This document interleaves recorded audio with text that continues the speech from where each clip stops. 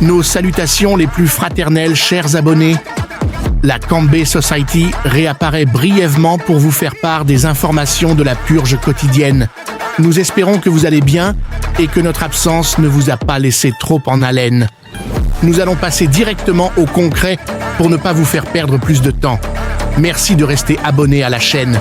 Nous sommes actuellement à plus de 220 abonnés et cela grâce à vous. Merci beaucoup. N'oubliez pas de liker, de commenter et de partager la vidéo et n'hésitez pas à laisser votre avis. Kambé TV, tout pour l'information.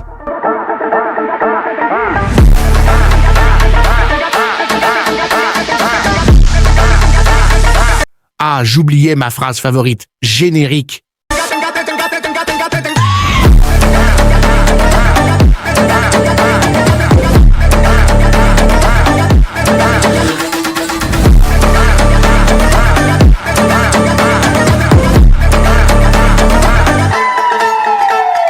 Les maisons de journal prises en chasse dans le monde de la purge. Les promesses faites par les Camus bâclés. Qu'en est-il de l'état actuel de la purge? L'anti-purge devrait-elle pas rester tranquille pendant un moment et laisser la purge respirer? Les identités de purgeurs révélées par la maison Furiosa qui a repris activité remise en cause. Les principales raisons de l'extinction imminente de la purge. Quelle est la suite de l'aventure pour les journalistes? La réapparition d'anciennes têtes de purge sur WhatsApp. Et pour bouquet final, les doutes suscités à cause des derniers agissements et provocations des Furiosas se faisant de plus en plus visibles dans leurs journaux.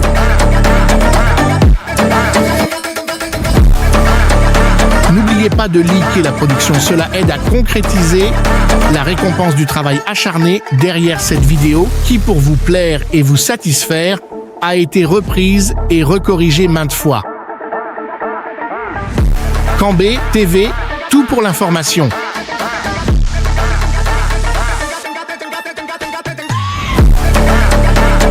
Les maisons de journal prises en chasse dans le monde de la purge. Depuis mi-janvier, les altercations entre purgeurs et anti-purgeurs allaient bon train, jusqu'à la presque annihilation des purgeurs qui devenaient de plus en plus discrets pour ne pas se faire éteindre par la brigade de Monsieur Julius, qui devenait de plus en plus grande, efficace et encore plus sévère. Un reportage de Kambé Holmes. Un coup de théâtre numérique, les Stark purgent le groupe WhatsApp de la société Kambé. Le 3 avril 2020, Côtre restera gravé dans les annales de la société Kambé. Ce jour-là, le groupe WhatsApp de notre société a été purgé par la famille Stark suite à une série d'événements déclenchés par une tentative de hack maladroite. Tout a commencé avec MHD, un subordonné de l'anti-purgeur Julius. Désobéissant aux ordres de son supérieur qui lui demandait de bannir uniquement moi, Kambé Holmes, pas MHD le musicien, MHD a préféré bannir tous les membres de la société Kambé. Cet acte a permis à l'administration aléatoire de WhatsApp de confier la gestion du groupe à une sous-famille des Stark, les Adams. Zoé Stark, la chef des Stark, n'a pas tardé à se vanter de cet exploit par un message provocateur adressé à Daisuke Kambé. Dans ce message, Zoé exprime son dédain pour Daisuke qu'elle accuse de diffamation et d'hypocrisie. Bien Kambé Daisuke, j'espère que tu te portes à merveille.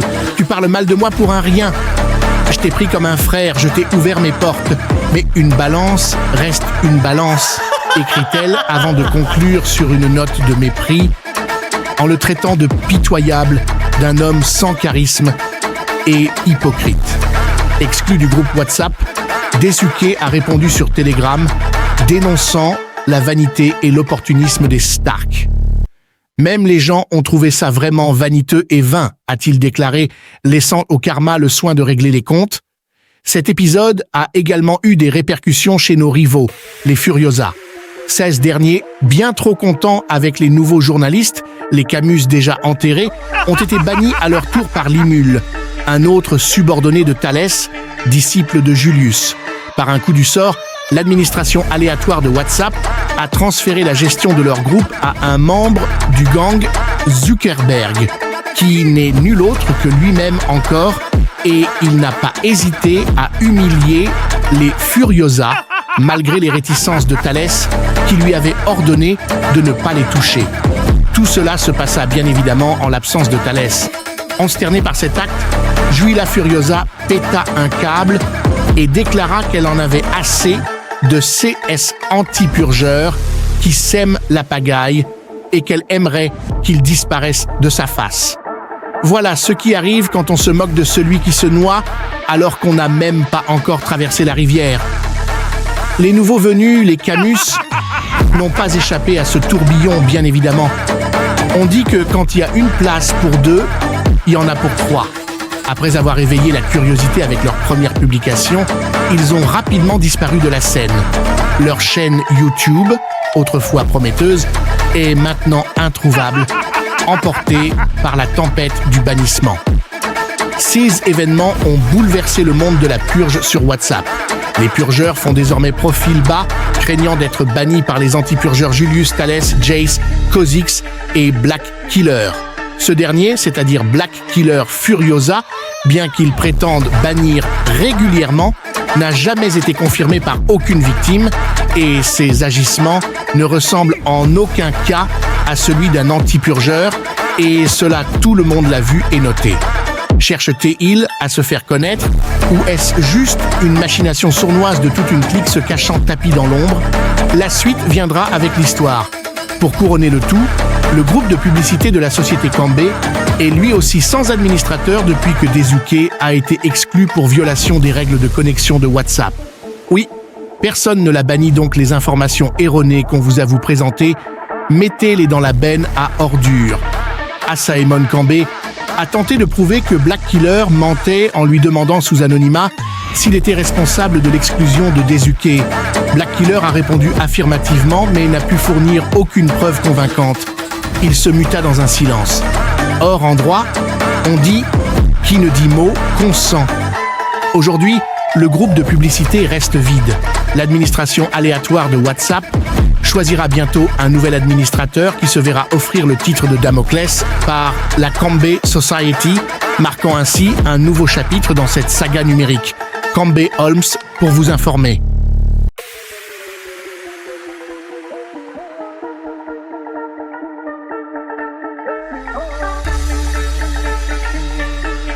Les promesses faites par les Camus bâclées, les gens ont l'habitude de mettre en confiance leurs partenaires en leur faisant des promesses assez révolutionnaires qui provoquent un certain tourbillon d'intérêt sur leur personne.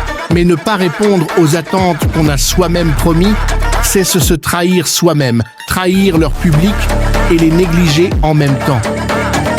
Aurait-ce été le cas des Camus?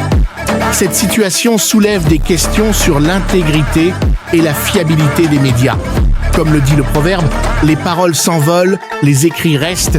Il est crucial pour les entreprises de journalisme de tenir leurs promesses et de maintenir la confiance du public. Un reportage de Cambé Asaemon.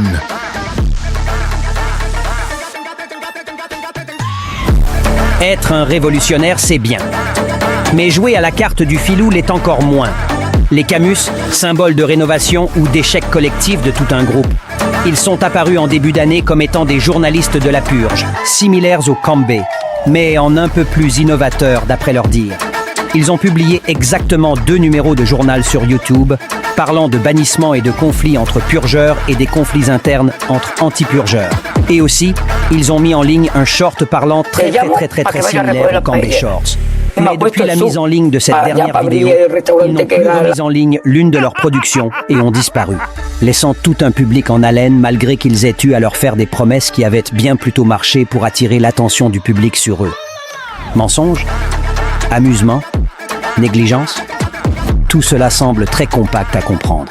Mais bon, la disparition soudaine de la maison de journal Camus a laissé le monde du journalisme désemparé. Il y a même certaines rumeurs qui circulaient en disant que les Cambé seraient à la disparition de ces derniers en les faisant bannir de WhatsApp. Mais accordez-nous le bénéfice du doute, nous en sommes aucunement responsables. Cette situation soulève des polémiques sur l'intégrité et la fiabilité des médias, ainsi que les conflits entre les maisons de journalisme qui deviennent de plus en plus visibles par le public.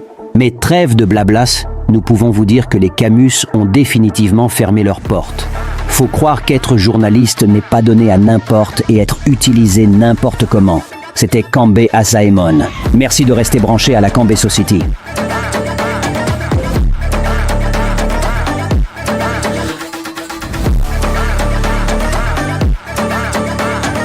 Qu'en est-il de l'état actuel de la purge ? Plongeons dans l'état actuel de la purge et les récents événements qui ont secoué la communauté des purgeurs. Après la vague de bannissements menée par les anti-purgeurs et les nouvelles mises à jour de WhatsApp, beaucoup se demandent si les purgeurs vont trouver de nouvelles méthodes sur l'application ou s'ils vont abandonner. Comme le dit le proverbe, quand une porte se ferme, une autre s'ouvre, il est possible que les anciens de la purge refassent surface avec de nouvelles stratégies. De plus, avec les vacances qui se terminent et les écoliers qui reviennent, quelle sera la situation de la purge sur WhatsApp ? Nous allons explorer ces questions. Et bien plus encore dans notre reportage spécial sur l'état actuel de la purge. Restez avec nous pour en savoir plus. Une enquête menée et présentée par Kambe Asaemon. La purge. Un univers imaginaire de la plateforme WhatsApp où des purgeurs et des clans de purge existent.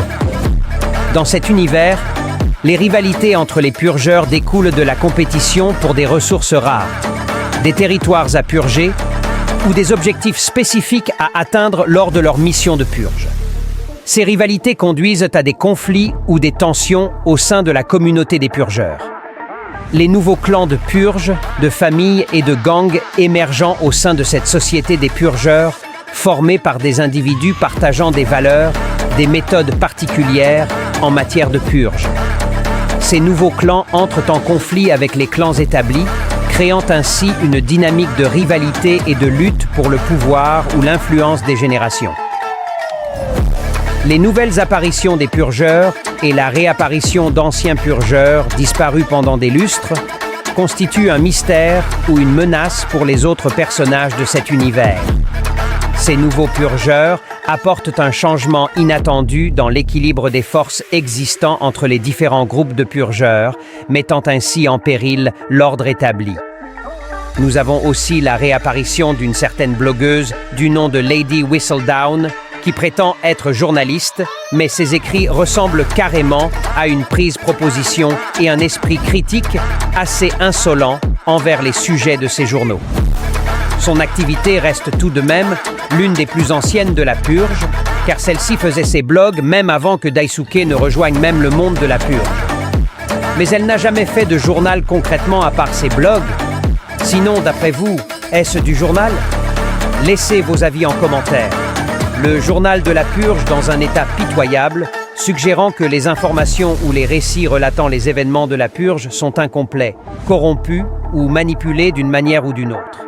Cela signifie que la vérité sur les activités des purgeurs et des anti-purgeurs n'est pas correctement documentée ou divulguée, laissant place à des interprétations erronées ou des mensonges délibérés. Les mariages ridicules entre purgeurs illustrent des alliances improbables ou des alliances de circonstances entre des membres de clans rivaux, des ennemis jurés ou des individus aux motivations opposées. Ces mariages peuvent être perçus comme des manœuvres politiques, des stratégies de survie ou des actes de désespoir dans un monde marqué par la violence et la méfiance. Aussi, la guerre devient de plus en plus imminente dans ces derniers moments. La purge, dès le début des vacances, a repris ses plumes et ressort son museau tel un héron sur la berge d'un lac. C'était Asaemon Kambe. L'anti-purge devrait-elle pas rester tranquille pendant un moment et laisser la purge respirer ? Nous allons directement aborder une question brûlante. L'anti-purge devrait-elle laisser la purge respirer un peu et rester tranquille ? Certains se demandent si les anti-purgeurs devraient cesser leurs attaques constantes contre les purgeurs afin de permettre à la purge de perdurer et de prospérer. En effet, si les anti-purgeurs continuent sur cette voie, la purge pourrait être menacée et le plaisir des otaku pourrait être compromis. Comme le dit si bien l'adage, trop d'hostilité tue l'harmonie. Quelle serait la meilleure option pour maintenir l'équilibre entre les deux camps? Nous allons explorer cette question en analysant les opinions sur les faits et en donnant la parole à différents acteurs de cette lutte. Restez avec nous pour découvrir les différentes perspectives sur ce débat crucial. Reportage Camb Holmes. Mais où se situe la frontière entre la liberté d'expression et le respect de l'autre? Certains défenseurs de la purge soutiennent que les anti-purgeurs devraient laisser la purge respirer un peu et rester tranquilles. En effet, les attaques constantes contre les purgeurs pourraient compromettre l'avenir de ces événements et le plaisir des participants. Comme le souligne un fervent partisan de la purge, laissez-nous vivre notre passion en paix, sans jugement ni hostilité. La purge est un moment de partage et de convivialité. Ne gâchons pas cela par des conflits inutiles. Pourtant, du côté des anti-purgeurs, on argumente que la critique était nécessaire pour éveiller les consciences et remettre en question certaines pratiques contestables. Un opposant à la purge affirme « Il est important de ne pas rester passif face à des comportements qui peuvent être dangereux ou nuisibles. La critique constructive peut amener à une évolution positive de la communauté otaku. » Alors, quelle serait la meilleure option pour maintenir l'équilibre entre les deux camps? Certains prônent le dialogue et la compréhension mutuelle comme clé d'une coexistence pacifique. D'autres insistent sur l'importance de respecter les différences tout en restant ouverts au débat. En fin de compte, il semble que trouver un terrain d'entente entre l'anti-purge et la purge soit essentiel pour préserver l'harmonie au sein de la communauté otaku. En explorant les différentes perspectives et en encourageant le respect mutuel, il est possible de construire un espace où chacun peut s'exprimer librement tout en préservant le plaisir et la passion qui animent les adeptes de la purge.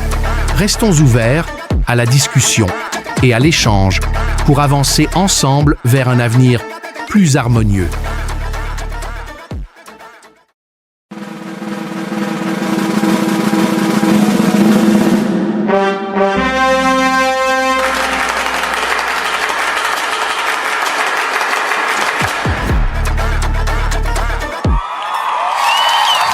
Informer, fiabiliser, être du côté de personne, ne pas faire de parti pris, un visuel de qualité et dévoiler la vraie info. Telle devait être la devise d'un vrai journal. Les Furiosas, étant désormais une partie importante dans leur métier, travaillent et font le rendu de leurs travaux au public, qui ne cesse d'apprécier ces derniers vu les statistiques.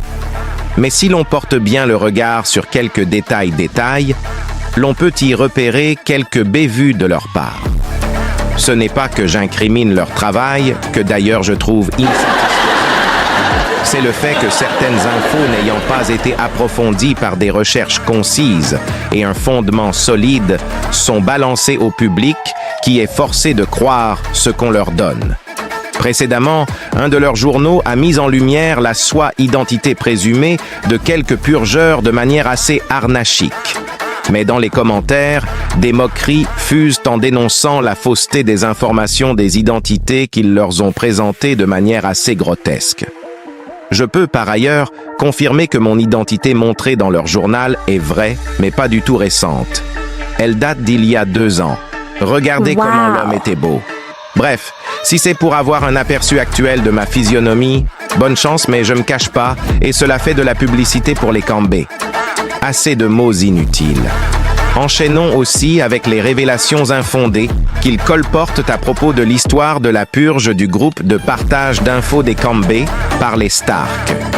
Nous devons vous rappeler que cela n'était pas une purge, mais une prise d'otage de groupe. Allez demander aux Stark si notre parole ne vous suffit pas pour preuve. Et aussi l'affaire entre les frères et sœurs Daisuke et Zoe Stark est plutôt découlant de la mauvaise interprétation de Zoé Stark de la situation, et cela a conduit à cette affaire de prise d'otage de groupe. Vous voulez des preuves? Demandez à Zoé plutôt qu'à moi-même. Actuellement, nous sommes en bons termes, jusqu'au point où je l'aidais pour un de ces événements otaku pendant un laps de temps avant d'être banni de WhatsApp. Les Furiosas devraient essayer de faire des recherches sur leurs infos avant de pouvoir les publier. On appelle ça de l'intox en milieu journalistique. J'aimerais allonger encore plus, mais le temps est précieux pour chacun de nous. Donc on se dit à la revoyure, chers abonnés. Merci de rester fidèles.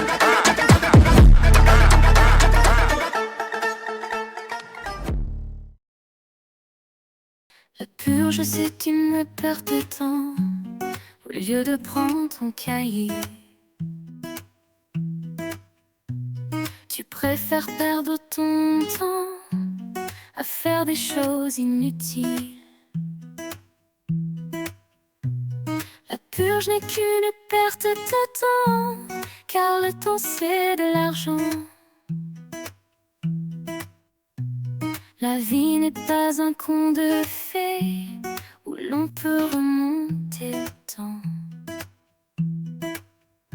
Thalès, arrête de perdre ton temps, tu es déjà assez grand. Comporte-toi en grand garçon, car le temps perdu ne peut être rattrapé. Je m'adresse à tous les purgeurs et même anti-purgeurs. Pourquoi ne pas investir votre temps aux choses utiles?